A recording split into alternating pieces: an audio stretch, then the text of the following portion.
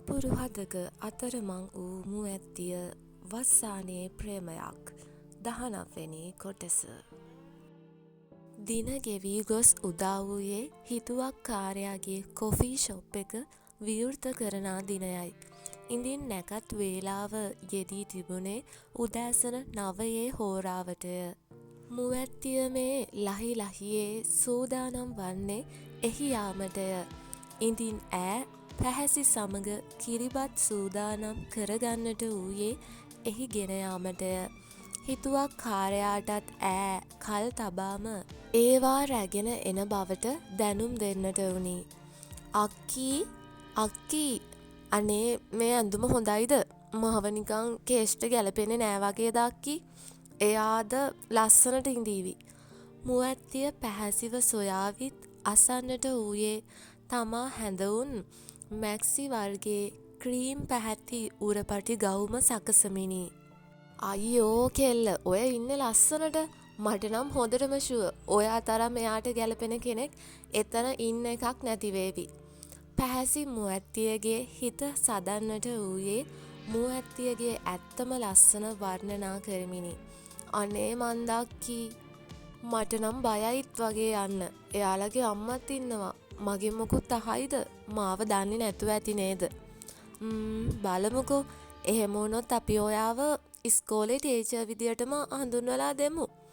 කතාවෙන්ම දෙදෙනා සූදානම් වී අවසන් වූයේ මුවැත්තිය කොණ්ඩය කඩා දමා කටුවකින් එය සරසා ගද්දීය. ඇගේ මුහුණට වැටී තිබුණු කෙහෙරැල්ල ඈව තවත් සුන්දර කෙරිණි. දෙදෙනා ස්ථානයට පැමිණෙන්නට වූයේ කවිඳුගේ ත්‍රීරෝද රථයෙනි. දෙදෙනා එහි බැසගත් විගස මිනිසුන් 50 දෙනෙක් පමණ එහි වූයේ මුවැත්තියව තවත් බය කරමිනි. ඉඳින් ඈ පැහැසිගේ අත අල්ලා ගන්නට විනි. බය වෙන්න එපා ළමයෝ. මේ ඉතින් අනාගතේ ඔයාගේ පවුලේ අය. අනේ අක්කී මම මෙතන කිසිම කෙනෙක් අඳුරන්නේ නෑනේ. ඇයි? ඔයා කේෂුවයි මාවයි දන්නෙත් නැද්ද? යන් තව විනාඩි 20ක් වගේ තියෙන්නේ නැකතට. දෙදෙනාම එතැනට එන්නට වද්දී වටවිටාවේ සිටින පුද්ගලයන් ඔවුන් දෙස බලා කසුකුසු නගමින් යම් දේ කතා කරනු දුටුවත් පැහැසි මුවැත්තියත් සමග හිතුවක්කාරයාව සොයා යන්නට වුණි. මේ වේලාවේ හිතුවක්කාරයා නම් කාර්ය බහුල වී සිටින්නට විය. කේෂ් මේ ටිකක් මෙහෙට එන්නකෝ. පැහැසි එලෙස හිතුවක්කාරයාට කතා කරද්දී ඔහු මුවැත්තිය දෙසම බලාගෙන සිහින් මදහසක් මුවට නගාගෙනම එදෙසට පියමනින්නට විය. කියන්න අක්කා. ඔහු කතා කරන්නේ පැහැසිට වූවත් ඔහුගේ දෑස් නම් රැඳී ඇත්තේ මුවැත්තිය මතය. අම්මෝ මේ ඔහොම බලන් හිටියොත් මෙතන ඉන්න හැමෝම දැනගයි මේ කවුද කියලා. මෙන්න කිරිබත් ටික. අනික් ඒවා රෙඩි නේද? පැහැසි එලෙස පවසද්දී මුවැත්තිය බිම බලා ගන්නට වූයේ හිතුවක්කාරයා හිස කසමින් පැහැසි දෙස බලන්නට වද්දීය. ඔව් ඒවා රෙඩි. දන්නේ නැද්ද ඉතින්? තමන්ගේ කෙල්ල මෙච්චර ලස්සනට පෙනෙද්දි වෙන කොහෙවත් බලන්න බෑනේ අක්කා. ඒක නම් ඇත්ත. හරි වැඩ ටික බලන්නකෝ. අපි නැන්දලා ඉන්න පැත්තට යන්නම්. හරි අක්කා. මේ තාමසේ මේක ඉවර වෙලා යන්නේ නැතුව අක්කා එක්කම ඉන්නව ටිකක් වෙලා. මුවැත්තිය දෙසට හැරි එසේ මිමිනු හිතුවක්කාරයා කිරිබත් රැගෙන මේසය අසලට යද්දී මුවැත්තියත් පැහැසි සමග ආයුක්ගේ මව අසලට යන්නට වුණාය. නැන්දේ ගොඩක් වෙලාද ඔයාලා ඇවිත්? දැන් ටිකක් වෙලා පුතේ. මාත් ආස්මි ටිකක් ගෙනාවා මෙතනට. අපිත් දැන් මේ ආව විතරයි නැන්දේ. අනේ මේ දුවත් ඇවිත්නේ. මං හිතුවේ නම් පවුලේ අයට විතරක් ආරාධනා කරලා කියලා. ආයුක්ගේ මව පවසන්නේ වට පිට බලමිනි. නෑ නැන්දේ මල්ලි කිව්වා එයාගේ යාළුවන්ට එහෙම තාත්තට උදේම එන්න බැරි නිසා අපි දෙන්න ආවා. ඉඳින් උදා වූයේ කඩය විවෘත කරන වේලාවයි. සියලු දෙනාම අවන්හල වටා රැස් වත්ී එහි වූ රිබනය කපා දමන්නට වූයේ හිතුවක්කාරයාත් ඔහුගේ මවත් පියාත් එක්වය.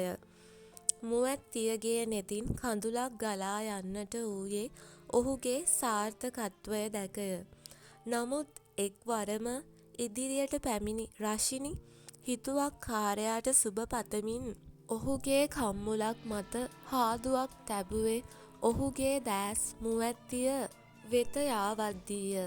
එය දුටු මුවැත්තියට දුකක් දැනෙන්නට වූයේ තමාට අයිති ඔහුටත් දැන් සැවොම ඉදිරියේ අයිතිවාසිකම් කියන්නට වෙනත් කෙනෙකු ඉදිරිපත් වූ නිසාවෙනි. ඉඳින් ඈට දැනුනේ තමාගේ අයිතිය අහිමි වී ගිය බවකි. ඔහුගේ සාර්ථකත්වය දැක ඉනූ කඳුළු අලුත් වන්නට වූයේ ඇගේ අයිතිය ඉල්ලීමට මෙනි. මුවැත්තිය තදින් පැහැසිගේ අත අල්ලා ගන්නට වද්දී පැහැසි ඇගේ අත පිරිමදින්නට වූයේ ඉවසන්න යැයි පවසමිනි.